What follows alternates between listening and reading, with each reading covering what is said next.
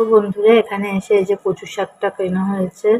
বাড়িতে আসলে কচু শাকটা খাওয়া হয় বেশি, কেন ওখানে বাজারে এরকম কচু শাক খুব একটা পাওয়া যায় না। পাওয়া যায়, মাঝে মাঝে দেখতে পাওয়া যায়। যাই হোক, দুদিন আগে আনা হয়েছে, সময় হয়নি, কুটতে পারিনি। এখন আস্তে আস্তে কুটে নিই। চলো, হয়ে গেছে। এগুলো এবার ঝুড়ি করে ব্যালকনিতে রেখে দিয়েছি, মানে বক্স জলে রেখে দিয়েছি। এটা কালকে করবো, কারণ ছোলা ভেজানো হয়নি, তো ছোলাটা ভেজাবো আজকে। কালকে করবো, নিরামিষ করবো ছোলা দিয়ে। নিরামিষ বলতে পেঁয়াজ রসুন কিন্তু দেবো, মানে মাছ দেবো না, না ইলিশ মাছ না চিংড়ি মাছ, ঠিক আছে? ছোলা দিয়ে করবো। শুভ দুপুর বন্ধুরা, এরকম কচুর শাক করেছি, আবার হাফ সেদ্ধ রেখেও দিয়েছি, কেন কচুর শাকটা অনেকটা হয়েছে। ঠিক আছে, আজকে চোখ দেখাতে গিয়েছিলাম, এত বেলা হয়ে গেছে। এই কচুর শাক আর উচ্ছে ভাজা এই করে দিয়েছিলাম।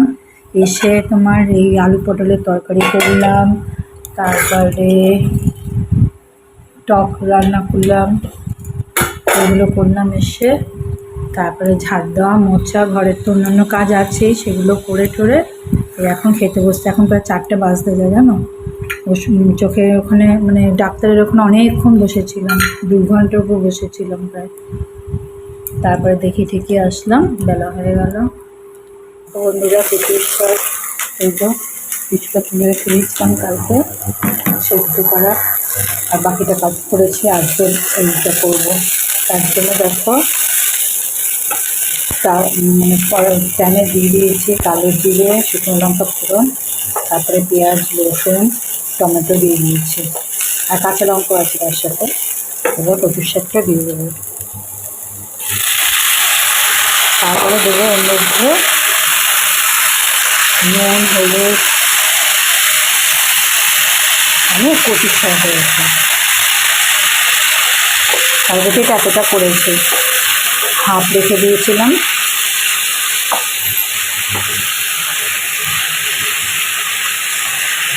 চলো, আমাদের নুন, হলুদ আর জিরে গুঁড়ো দিয়ে দিই। দেখার মধ্যে নুন, হলুদ, সাদা জিরে সব দিয়ে দিয়েছি। এবার এটাকে কষাবো, তো কষে আসলে দিয়ে দেবো আমাদের ভিনেগার, চিনি। তো চলো ছোলাটা দিয়ে দিই।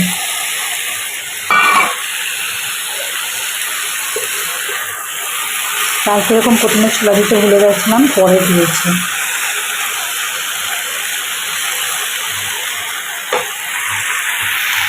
চলো, এটা হতে থাকো।